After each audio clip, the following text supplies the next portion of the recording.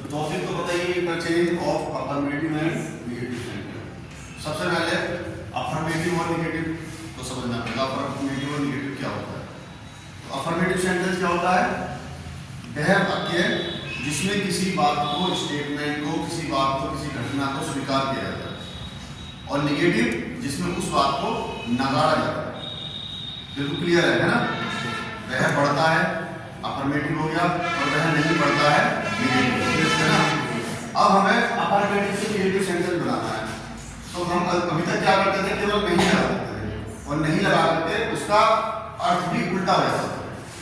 समझ लो जो कहने हैं? वह एक अच्छा लड़का है, और हमने जब उसको नेगेटिव बनाया, वह एक अच्छा लड़का नहीं है, तो नेगेटिव तो बन गया, लेकिन उसका अर्थ बिल्कुल विपरीत हो गया, है ना? लेकिन ट्रांसफॉर्मेशन क्या होता है? ट्रांसफॉर्मेशन होता है to change the structure, to change the sentence without changing its meaning. ठीक है? यानी हमें कोई वाक्य चेंज करना है, उसका मीनिंग चेंज नहीं होना चाहिए। समझ रहे हो? वाक्य को अफर्मेटिव से नेगेटिव बनाएंगे, लेकिन उसका मीनिंग चेंज नहीं होना चाहिए। है चैलेंज की बात नहीं? चैलेंज की बात है नहीं? यानी ये वाली बात नहीं कि किसी बात को नेगेटिव कर देना है, लेकिन वो बात घूम फिर के अर्थ उसका वही निकलना चाहिए। तो कुछ दिमाग में आइडिया आ रहा है कैसे करेंगे हम?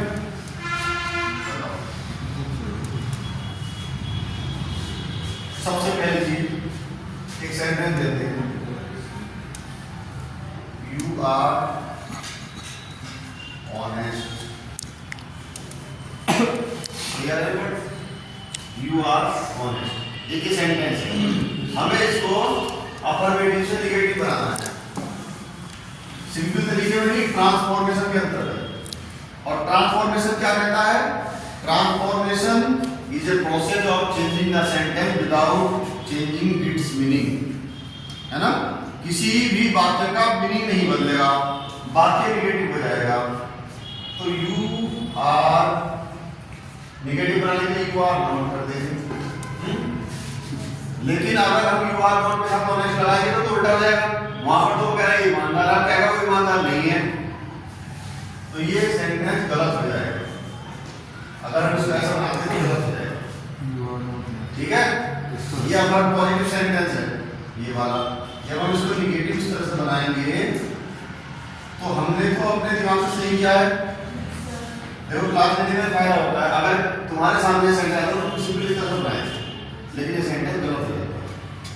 तुम्हारे 12th के सिलेबस में, 11th के सिलेबस में जब तुम इसको चेंज करोगे तो कैसे करोगे ये बता रहा हूं। ये वाला रूल तो लगेगा यू आर नॉट। ये जो ऑनेस्ट है इसका अपोजिट वर्ड लेंगे। ऑनेस्ट का अपोजिट क्या होता है? Dishonest.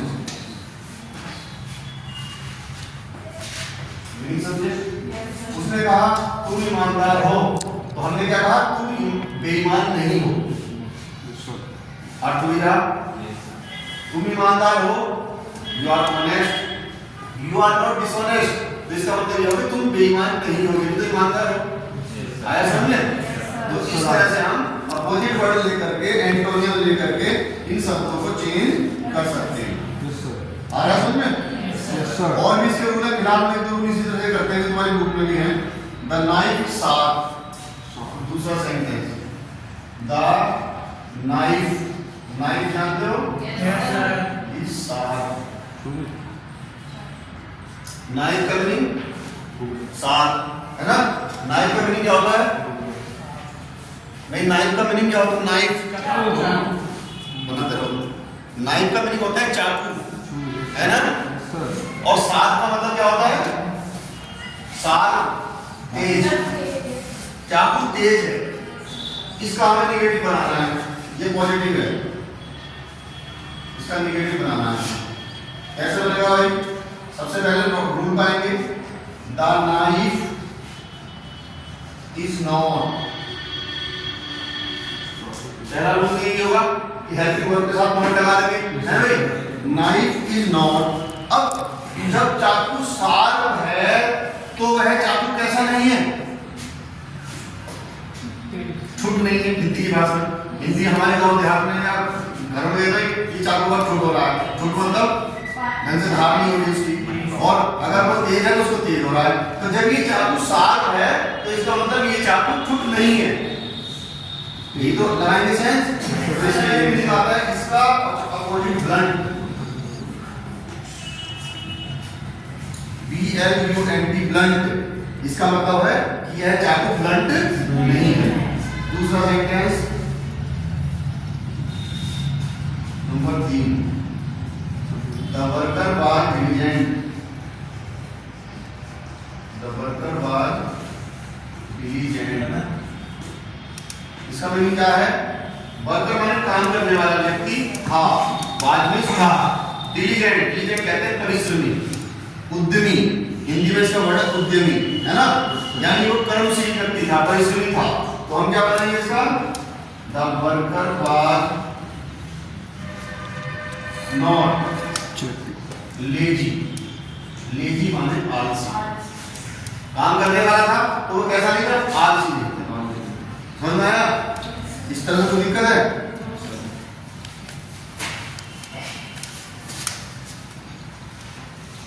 The train was slow. Train slow थी। इसका क्या बनाएगा? The train was not slow। बताओ क्या आएगा? अपोजिट बताओ भाई। स्लो का फास्ट। जब ट्रेन स्लो थी तो ट्रेन फास्ट नहीं थी। समझ में आया? तो इस तरह से हम अफर्मेटिव के पॉजिटिव के नेगेटिव बनाएंगे इसमें। अभी और भी सेंटेंस है, पहले इनको करो, बंद कर दो। दूसरा रूल जो है वो है ये वाला, क्योंकि हमने कुछ दिन पहले तुम्हें बताया था जब ट्रांसफॉर्मेशन कराया था, टू को हटाना। ये टू क्या है? अब हमें इसमें क्या करना है? इसको हटाना है। टू को हटाकर, यानी हम अफर्मेटिव से नेगेटिव सेंटेंस टू को हटाकर बना सकते हैं। पहला रूल हमने क्या पढ़ा था? नेगेटिव लगा करके, नॉट लगा करके बिलोंग शब्द का प्रयोग किया था अपोजिट वर्ड का, है ना? अब इसको कैसे करेंगे देखो। You are too proud to accept me. You are too proud to accept any help. देखो एक इंग्लिश में होता है टू, है ना? और टी डबल करने से जाता है टू, है ना? इसको समझेंगे। You are too proud. तुम इतने अभिमानी हो। Proud माने अभिमानी, स्वाभिमानी, है नहीं? To accept any help, किसी हेल्प को लेते हुए। To accept any help. अब इसको हमें निगेटिव बनाना है, लेकिन इसका मीनिंग भी नहीं बदलना चाहिए। तो हम क्या करते हैं? You are so proud. True के बदले कर देते हैं so. ये उसमें आया ना, true में उठाया था हमने ना। You are so proud that. अब इसके बाद that का प्रयोग करेंगे। ये जो to accept है ना, ध्यान रखना, proud तक तो ऐसे आएगा। फिर that का प्रयोग करेंगे और that के बाद दोबारा से ये जो है ये प्रोनाउन फिर आएगा you. That you. अब ये सेंटेंस कारण वाला है, तो ये प्रेजेंट टेंस है। एक बात आप समझ में आया तो ध्यान से, अगला सेंटेंस नहीं बताना पड़ेगा। अगर यहाँ पर इज आर एम है,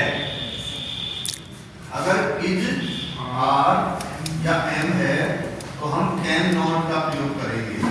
और यहाँ पर अगर वाज वर है यानी पास्ट टेंस में है तो हम कुड नॉट का प्रयोग करेंगे। इस बात को रटो, ये रूल समझ।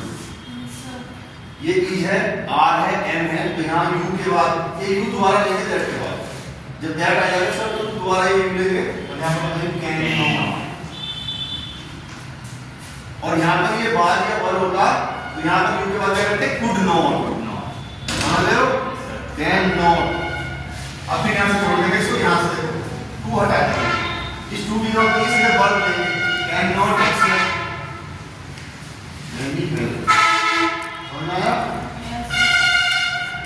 अब ये सेंटेंस क्या बोलो? तुम इतने प्राउड हो कि तुम एक्सेप्ट नहीं कर सकते किसी हेल्प को।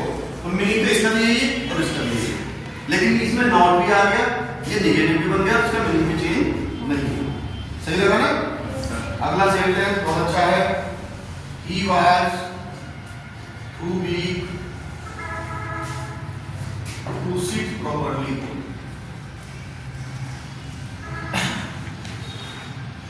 क्वेश्चन नंबर 2 देखो, वह था, वाज आ गया, ये वाला आ गया, वाज और वाला, यानी पास्ट टेंस आ गया। वह था खूब, वीक मींस कमजोर, खूब का मतलब इसका ज्यादा, बहुत ज्यादा, खूब वीक था, खूब बैठने के लिए, सीधे माने बैठना प्रॉपरली सही तरीके से। इसका मतलब क्या हुआ कि कोई व्यक्ति इतना कमजोर है कि ढंग से बैठ भी नहीं पा रहा है, तो बिल्कुल आसान है नाम ही वाज, खूब के बदले कर देंगे सो, बी, दैट, ही। अब ये ही द्वारा आगे दैट का बताया ना, ही, और यहाँ पर क्या लगेगा, कैन नॉट, कुड नॉट, बताया था बाद में मैंने कुड नॉट, और बाद में इस टू को डाल देंगे, टू को छोड़ के यहाँ पे आते हैं सिट प्रॉपर्ली, सिट प्रॉपर्ली, समझ में आ रहा है? ये टू है, लिखते रहो, बनाते रहो।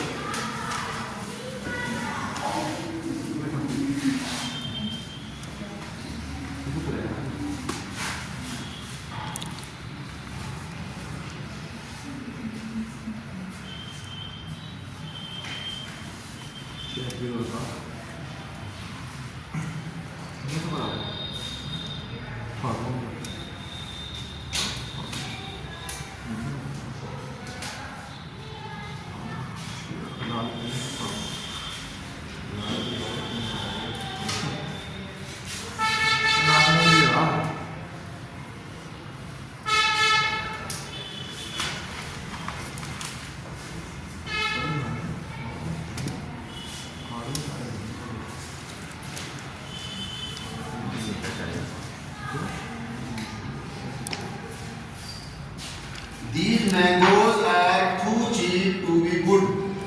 These माने ये mangoes आम, too cheap, cheap में सस्ते, to be good अच्छे नहीं हो सकते, इसका मतलब ये है इतने सस्ते हैं to be good अच्छे होने के लिए। तो these mangoes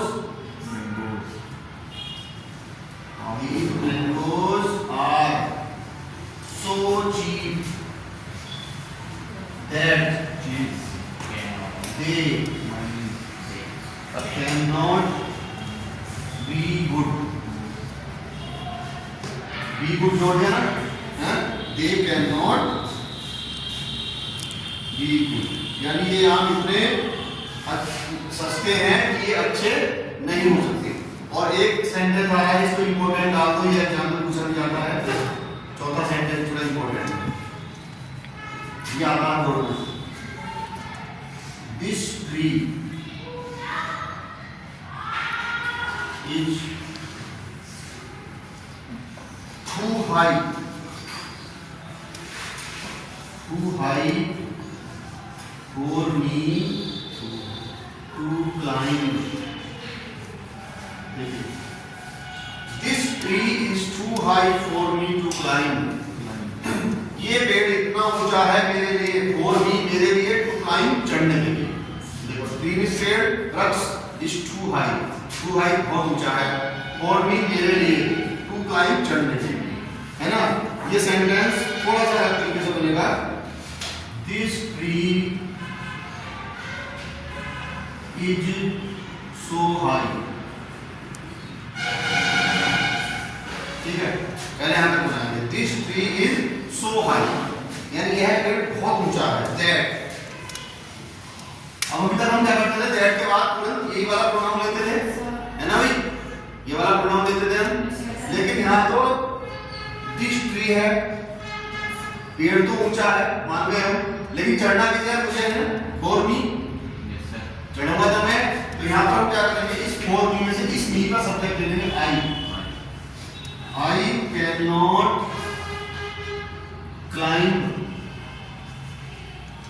cannot climb, मैं चढ़ नहीं सकता, इस माने इस पर। और ये सेंटेंस इंपॉर्टेंट है, इसको ध्यान रखना, अच्छा सेंटेंस, क्योंकि इसमें गलती होने की चांस आता है। अब अभी तक हमने क्या बोला, जैसे दैट आया तुरंत ये ले लेते हैं दोबारा से, कैन बना के, इसमें हम ट्री दोबारा ले लेंगे, इस मी का आई लेंगे, मेरे लिए बात नहीं है, क्योंकि चढ़ने का काम तो मैं करूंगा, आई कैन नॉट क्लाइंब, मैं नहीं चढ़ सकता हूँ, इट इज समझ में आया? इसी तरह से तुम इन दो नियमों का, एक तो बिलोंग्स का प्रयोग करने वाला और एक ये टू वाला, इसकी अच्छे से प्रैक्टिस कर सकते हो अपनी एक्सरसाइज वगैरह से, और ये एग्जाम के लिए इम्पोर्टेंट है, ठीक है? Yes sir.